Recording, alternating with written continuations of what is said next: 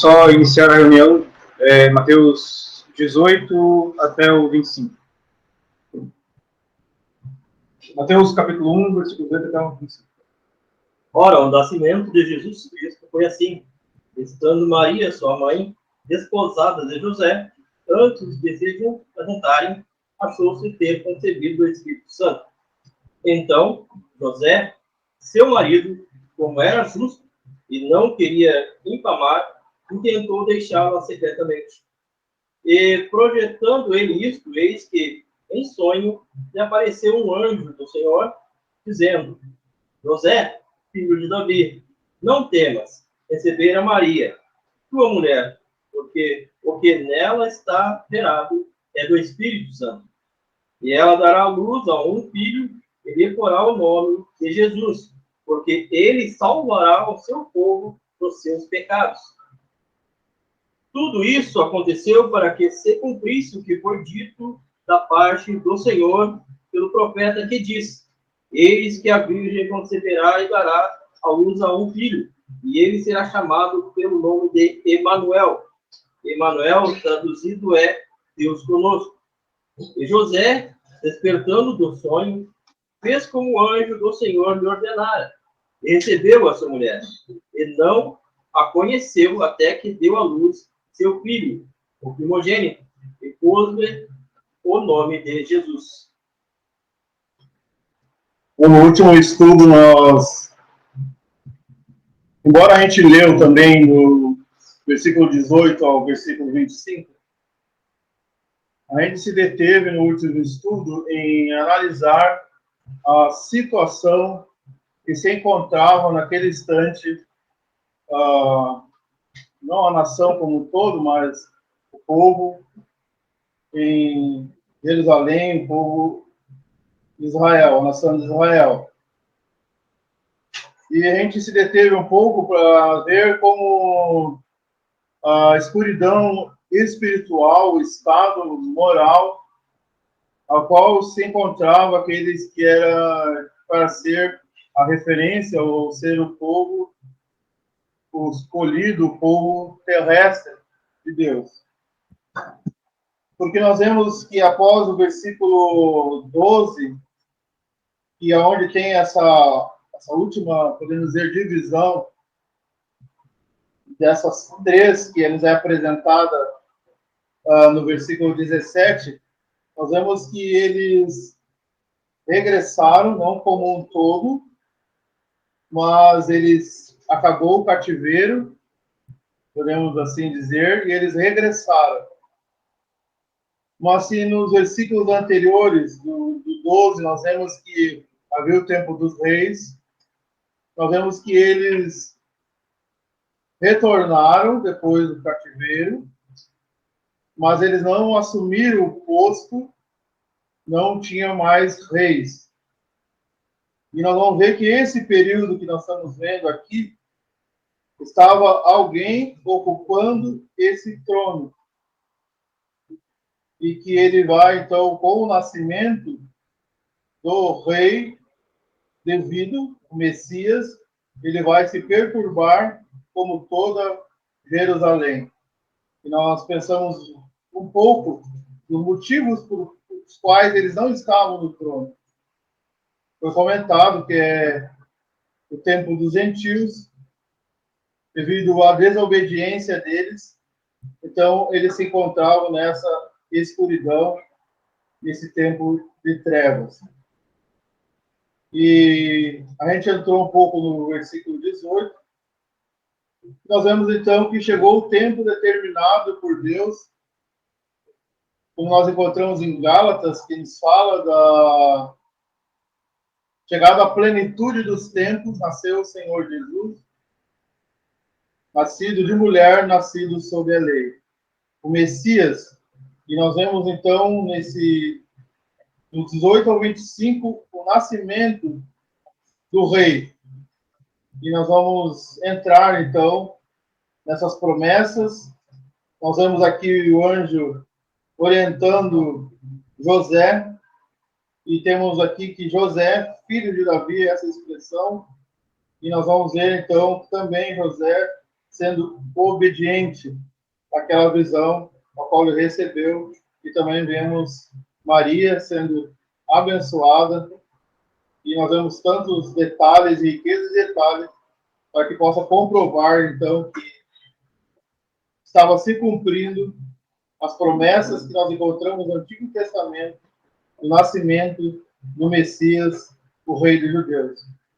Então, também, já nesse 18 ao 25, nos faz bastante referência do Antigo Testamento, para que o povo judeu, para que aquela nação pudesse, de fato, comprovar pelas Escrituras que ali estava o Emmanuel, Deus conosco, e também estava aquele Jesus que salvará o seu povo dos seus pecados.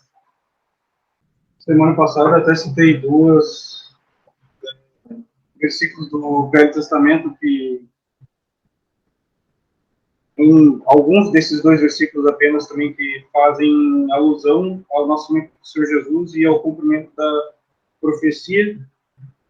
Um deles é em Miqueias, capítulo 5, versículo 2.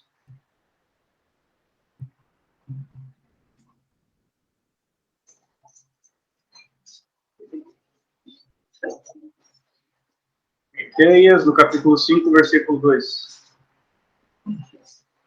E tu, Belém Efrata, pequena demais para figurar como grupo de milhares de Judá, de ti sairá o que há de reinar em Israel, e cujas origens são desde os tempos antigos, desde os dias da eternidade. Também em Isaías, no capítulo 7, no versículo 14.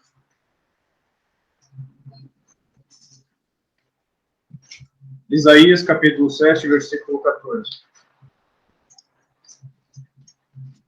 Portanto, o Senhor mesmo vos dará um sinal. Eis que a Virgem conceberá e dará à luz um filho, e lhe chamará Emanuel. Esses dois versículos que eu queria trazer agora. Gostaria só de trazer um pensamento, antes de nos aprofundarmos mais a respeito do versículo 18 em diante. Seria do versículo 17, esse número 14 que é nos apresentado em todas as gerações. Nós temos aqui, de sorte que todas as gerações, desde Abraão até Davi, são 14 gerações. Pensando nisso, creio que esse número seria o número de celebrar. O número que nos remete à celebração. Nós temos em Gênesis, a respeito de Abraão, no capítulo 12, versículo 7. Nós temos mais citações a respeito de Abraão, no qual ele ficou um altar para o Senhor, como forma de celebração, mas gostaria de trazer essa, porque antes, no versículo 7 mesmo, o Senhor faz uma promessa a Abraão. Então, Gênesis capítulo 12, versículo 7, e apareceu o Senhor a Abraão e disse: a tua descendência darei esta terra. E edificou ali um altar ao Senhor que lhe apareceu. Depois temos outras citações de Abraão, mas como forma de celebrar, ele edificou um altar do Senhor, para que também isso fosse por memorial a ele. Então, todas as vezes a qual ele edificava o altar, fosse como uma celebração, uma recordação da promessa do Senhor para ele. Nós temos também, depois de Davi até a deportação para a Babilônia, temos em 2 Samuel, no capítulo 6, e versículo 13. Aqui antes ele já tinha sido afamado rei de toda Israel, e ele ia trazer a arca agora para Jerusalém. Se eu não me engano, penso que aqui não fez um tempo grande de diferença, claro, o Tessalonicenses, que não fez um tempo tão grande de diferença desde que ele foi aclamado rei para ele trazer a arca para Jerusalém. Então é nos dito em 2 Samuel, capítulo 6, versículo 13 ao 15. E sucedeu que, quando os que levavam a arca do Senhor tinham dado 6 passos, sacrificava bois e carneiros cevados. E Davi saltava com todas as suas forças diante do Senhor. E estava Davi cingido de um éfode de linho. Assim Davi e toda a casa de Israel fizeram subir a arca do Senhor, com júbilo e ao som das trombetas. Penso que nesse sentido também seria, nesse momento, um ato de celebrar, mas que não só por Davi aclamando o rei, mas sim pela volta, por Davi estar trazendo a arca para Jerusalém. Mas nesse sentido, vemos que aqui também há um ato de celebrar nessa passagem. Temos também a respeito da deportação para a Babilônia. Isso nós encontramos no livro de Esdras, no capítulo 3.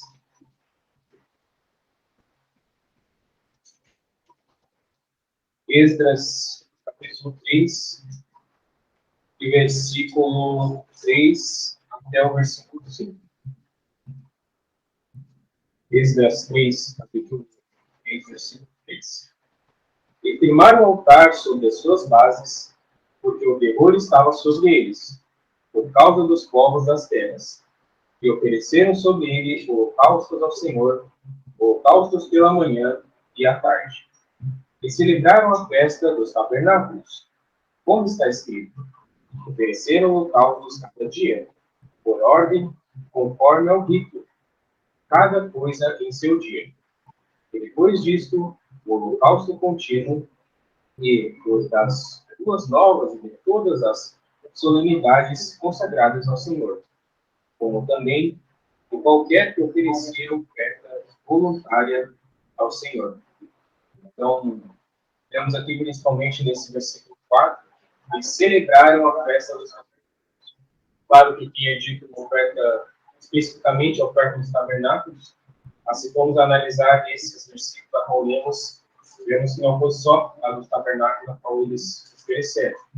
Então, nesse sentido, também vemos que depois da deportação para a Babilônia, quando o povo volta, eles celebraram também.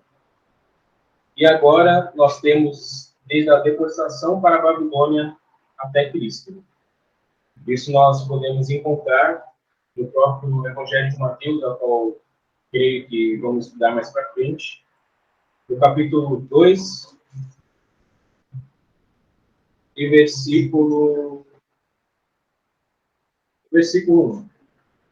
Mateus, capítulo 2, versículo 1. E tendo nascido Jesus em Belém da Judéia, no tempo do rei Herodes, eis que os magos vieram no Oriente a Jerusalém, dizendo: onde está aquele que é nascido rei dos judeus? Porque vimos a sua estrela no Oriente e viemos adorar. Então, nesse sentido, para quando o nascimento do Senhor Jesus Cristo, como o Evangelho de Mateus nos quer apresentar ele como rei, no sentido dessa celebração, que eles deviam estar celebrando agora, porque também em Lucas, no capítulo 2, uma passagem conhecida,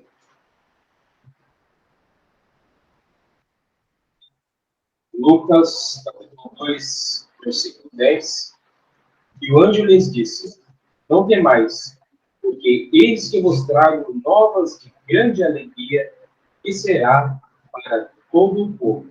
Pois na cidade de Davi vos nasceu hoje o Salvador, que é Cristo o Senhor. Então, nesse sentido, eles deviam estar celebrando esse nascimento do rei, a qual o Mateus nos quer apresentar em como rei. E nós temos também, a respeito especificamente do número 14, várias passagens que nos comprovam que esse número E esse dia ele seria um ato de celebrar. Eu separei duas apenas, porque são muitas. E a primeira seria em Levítico. Levítico, capítulo 23, versículo 5. Levítico, capítulo 23, versículo 5. No mês primeiro, aos 14 do mês, pela tarde, é a Páscoa do Senhor. E também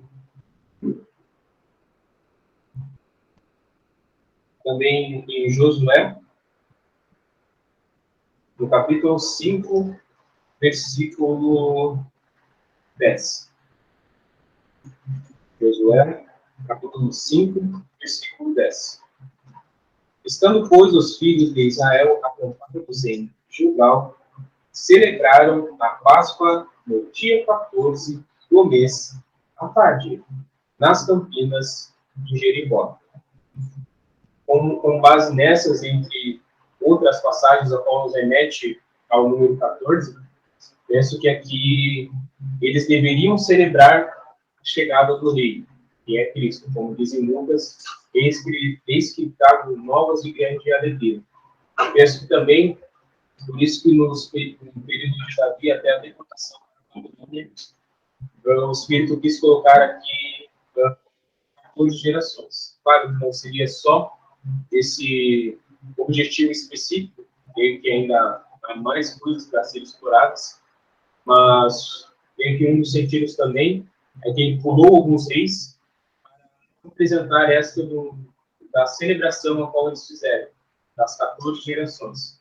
Por isso que quando é chegado o Senhor Jesus Cristo, e Lucas, como já tem sido comentado, ele diz que o anjo diz eis que trago novas de grande alegria, e era para eles celebrarem a chegada desse rei nascido. Só uma curiosidade, o nome de Davi em hebraico, somado, cada sigla é a soma do número 14. Como é que é? O nome de Davi em hebraico, esse nome aqui significa Davi em hebraico. Cada um deles significa um número, e o soma desses números é o número 14.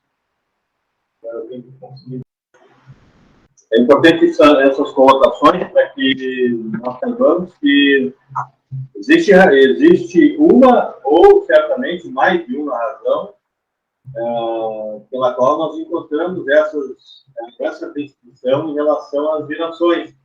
Quando a gente faz um exame, percebe que há nomes que estão faltando. Então, certamente não foi erro de cálculo e nem foi erro de escrito. Porque a palavra de Deus, ela não erra, não há erro na palavra. Deus não comete erro, ele é perfeito. Então, existe razões quando há aparentes omissões, né? Ou aparentes contradições. Então, quando nós fazemos um exame mais detalhado, nós compreendemos algumas coisas, e essas coisas são fundamentais. Né? Então, é importante. Nós entendemos aqui está associado. A descrição também que nós encontramos no início do versículo 18, quando ela diz, foi assim, ora, o nascimento de Jesus Cristo foi assim. E aí, então, nós encontramos esses detalhes fundamentais para que possamos comprovar que o nascimento e a concepção do Senhor Jesus se deu exatamente como está escrito nos profetas, né? Como foi lido lá em Isaías, onde nós vemos ali sobre o Senhor Jesus, e foi também, não foi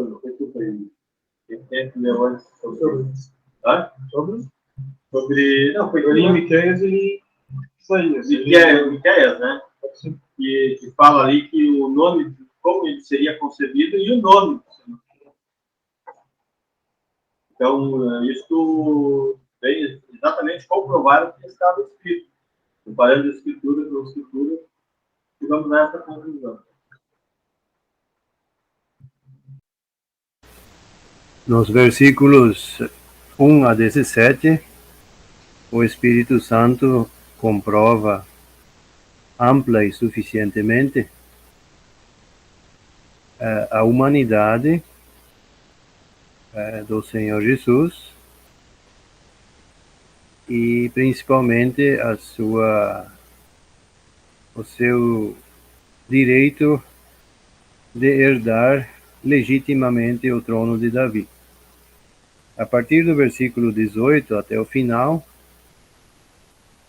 o Espírito Santo prova de forma clara e inequívoca a divindade de Jesus Cristo. Já aqui, nesse primeiro capítulo, percebemos a humanidade e a divindade em uma pessoa só, Jesus Cristo. E maiores detalhes veremos mais adiante. Mas no versículo 18,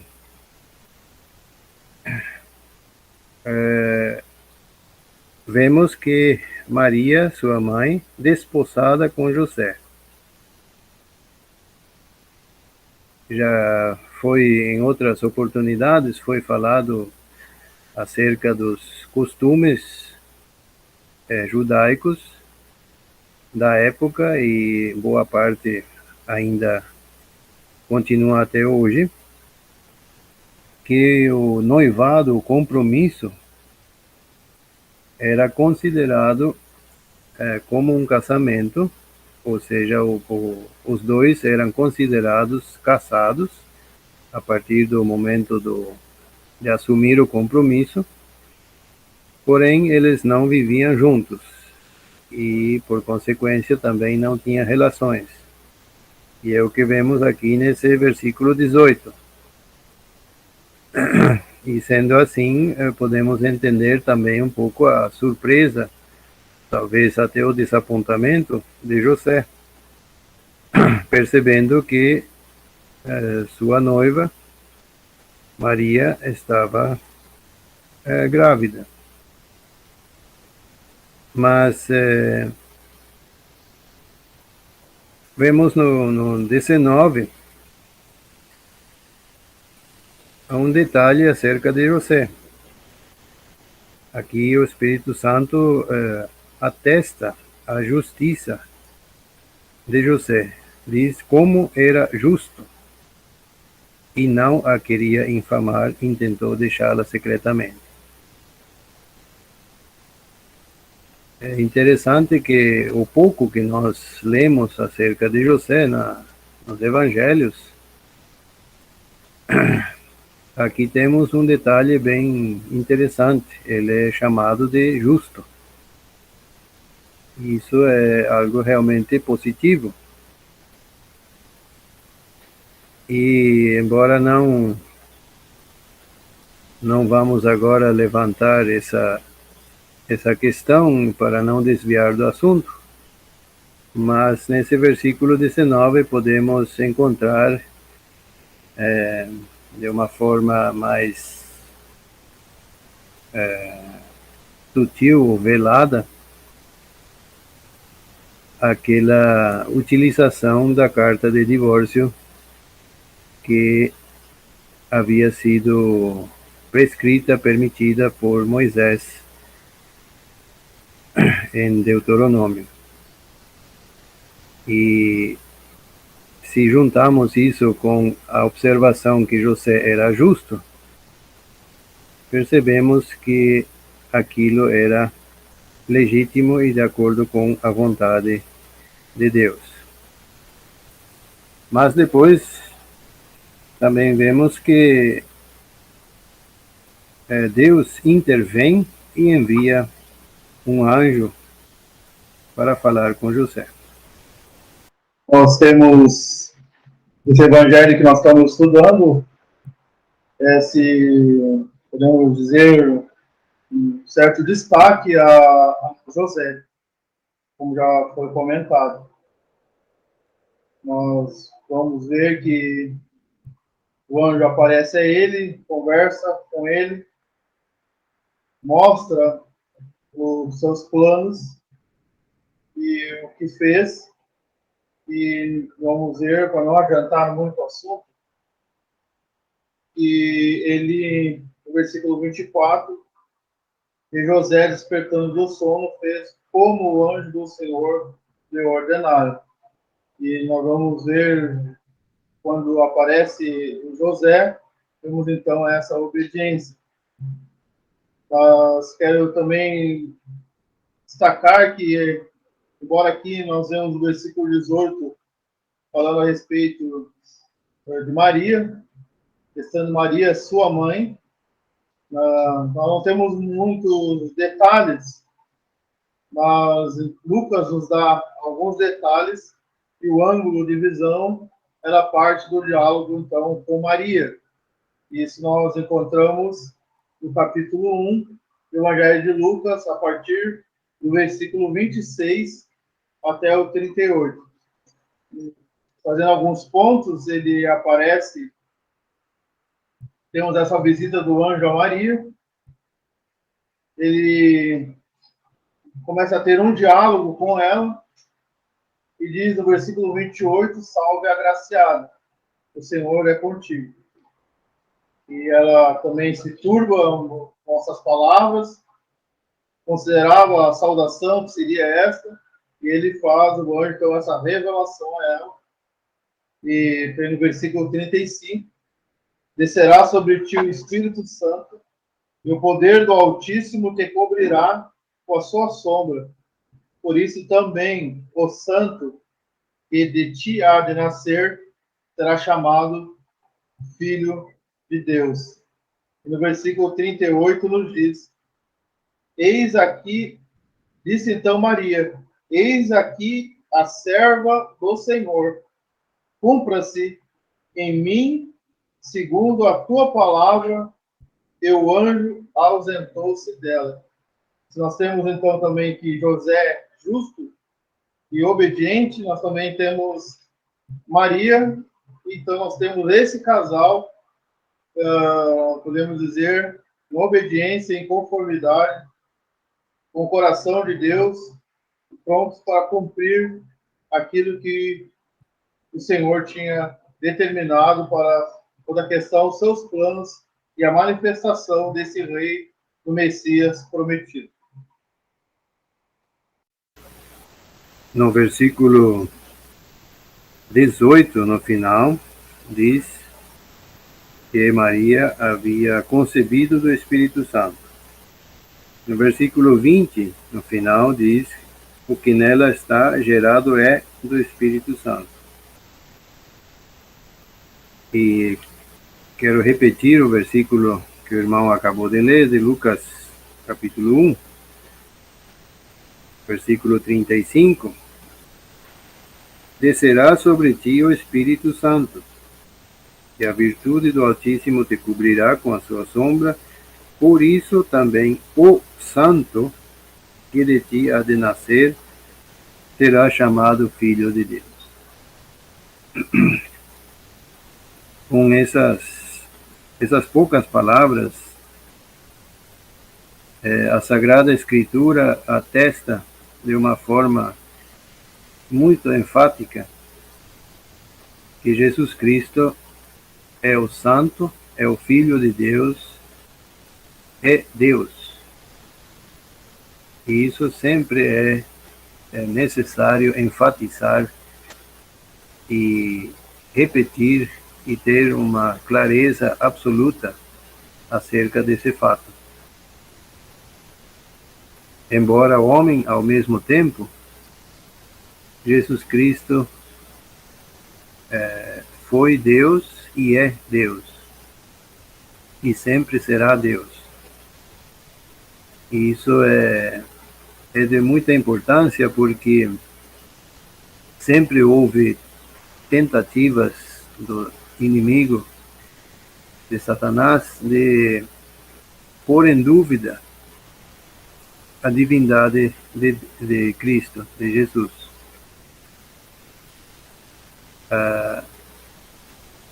E hoje, mais que nunca, até mesmo no âmbito cristão, ou dito cristão, na cristandade, existem várias vertentes que colocam em dúvida a divindade de Cristo.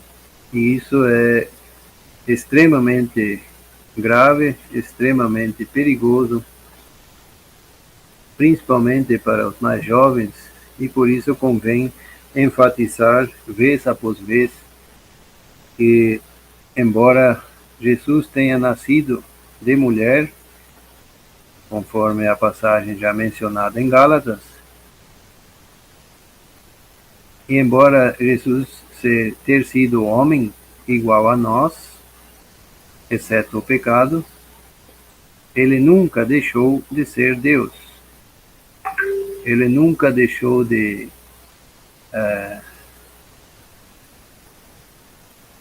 ser divino. E isso é extremamente importante de reter e de afirmar.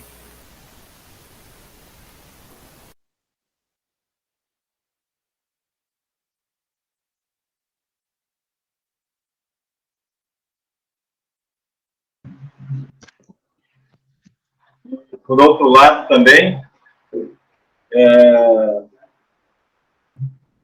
para que ele viesse ao mundo para consumar a obra eterna da nossa salvação, ele tomou sobre si algo que ele não tinha e algo que ele não era.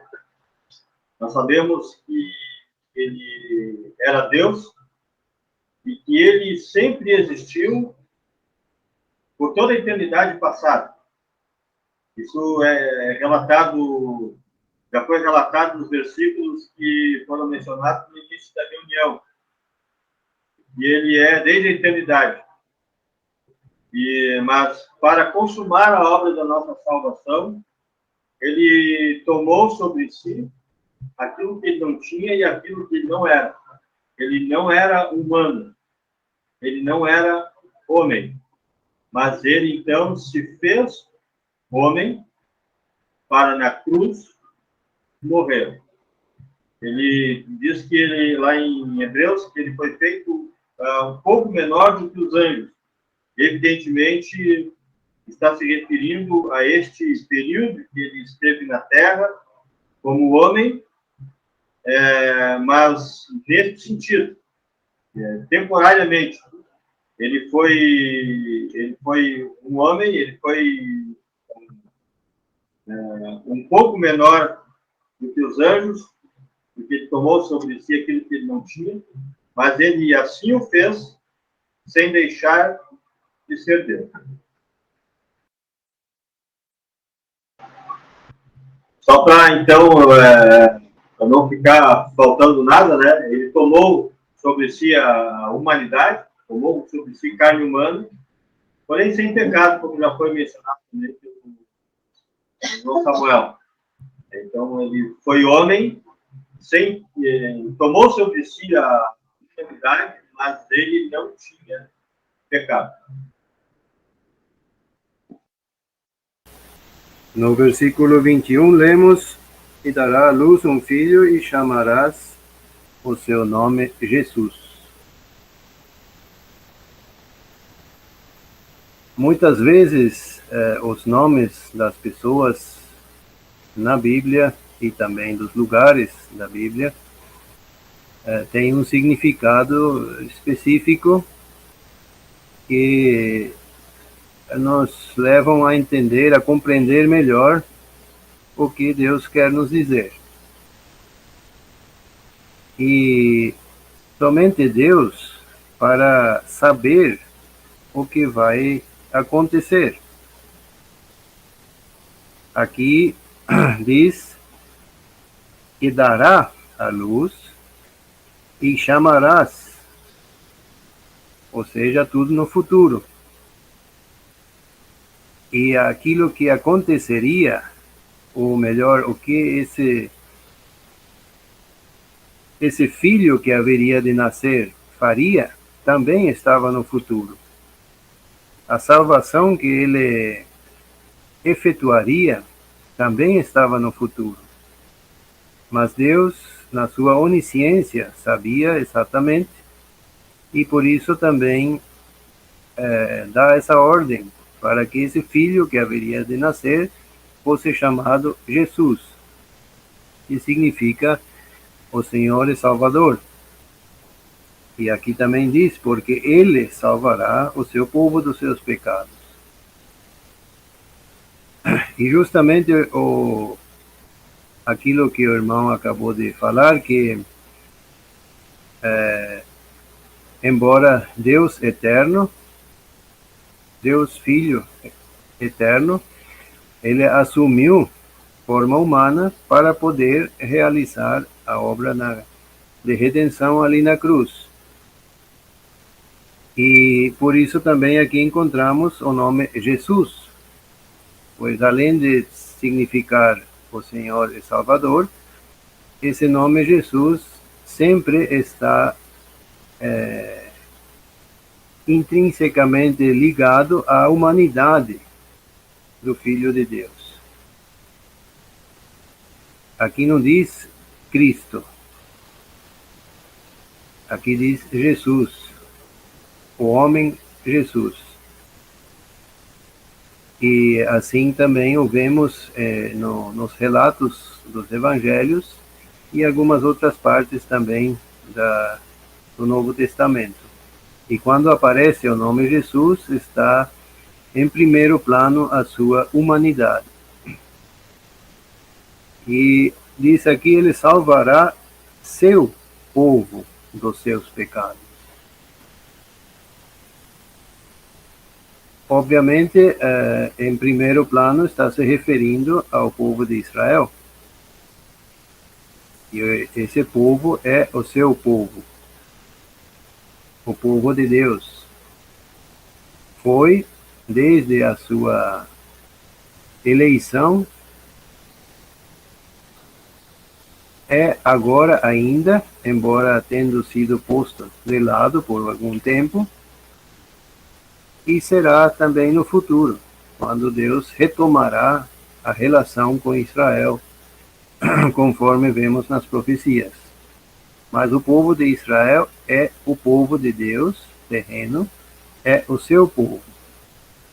Então, em primeiro plano, se refere a esse povo. Mas, sem dúvida nenhuma, também a outros e especialmente a nós, que somos povo de Deus também, porém povo celestial, em contraste com Israel. Mas aqui diz o seu povo. Para sermos salvos, precisamos fazer parte do povo do Senhor Jesus, do povo de Deus. Se não somos seu povo, não seremos salvos. E isso, aplicando a perspectiva evangelística, creio que também é importante ressaltar. Para sermos salvos dos nossos pecados, precisamos fazer parte do seu povo. Um pouco também no versículo 20, repensando ele nisto, eis que em sonho lhe apareceu um anjo do Senhor. Aquilo que estava acontecendo na vida desse casal, aquela situação que estava ocorrendo, levou José a pensar muito. O que será que passou naqueles instantes? O que ele refletiu, que peso veio ao seu coração, à sua mente? Que situação que ele estava se encontrando? Porque nós ouvimos essa noite, está registrado, sendo justo, sendo alguém que observava os ensinos, os costumes, as coisas de Deus, então ocorre essa situação. E ele está pensando ele nisso. Ele tinha algo, um propósito diante da circunstância. Ele estava pensando em tomar uma decisão. Mas nós vemos agora aqui, que nós já demos uma pequena adiantada, nós vemos que o anjo do Senhor, eis que em sonho lhe apareceu um anjo do Senhor, dizendo: José, filho de Davi. Embora nós vemos a escuridão espiritual, como estavam afastados de Deus, a nação que era o povo de Deus, como eles não estavam correspondendo àquilo que Deus queria, eles estavam longe de Deus. Esse anjo do Senhor olha numa perspectiva totalmente diferente. José, filho de Davi. Não temas receber Maria como mulher, porque o que nela está gerado é do Espírito Santo. Ele faz essa revelação, mostra os caminhos de Deus, mostra o que Deus tem. E com essas palavras, e ele continua a mostrar, leva então José a tomar essa decisão. Muitas vezes nós estamos aplicando com algumas coisas que estão ocorrendo, nós até mesmo não entendemos, não conseguimos compreender nossa perspectiva, mas quando estamos pensando em fazer algo, e isso estamos em silêncio com o Senhor, e embora aqui não traz o texto, mas ele queria tomar uma atitude que estivesse dentro das leis, o anjo mostra. E também, quem sabe, isso aplicando para nós, o Senhor também quer nos mostrar muitas coisas. Quando, então, estamos abertos, estamos querendo uma direção para alguma situação. E foi bem pontual, esclareceu tantas coisas aqui, a ponto que José, então, pôde tomar uma decisão e ser confortado pelo Senhor. Apenas um rápido comentário também a respeito desse homem José, no versículo 20. José, filho de Davi. Nós podemos ver que como esse homem era justo e ele observava a lei de Deus. E temos também no tempo dos reis que quando um rei ele reinava e fazia o que era reto aos olhos de Deus, ele era descrito com esta frase, que Davi, seu pai, o filho de Davi. Nós temos isso em 1 Reis, capítulo 15, versículo 11. 1 Reis, capítulo 15, versículo 11. E Asa fez o que era reto aos olhos do Senhor, como Davi, seu pai. Agora eu não vou achar exatamente, mas tem, se eu não me engano, mais um rei, a qual é descrito. Ele diz exatamente como Davi, seu pai. Mas especificamente Asa e Roboão, antes ele causou a separação das tribos. E o Senhor tinha prometido que não deixaria, que sempre estaria uma lâmpada em Jerusalém. Então, como promessa disso, mesmo com o tempo das ruínas, o Senhor levanta um rei que faz o que é reto aos seus olhos. E aqui é descrito como Davi, seu pai. A segunda Reis, capítulo 18, versículo 3. A respeito que diz de Ezequias. Segunda Reis, capítulo 18, versículo 3. E fez o que era reto aos olhos do Senhor, conforme tudo o que fizera Davi, seu pai.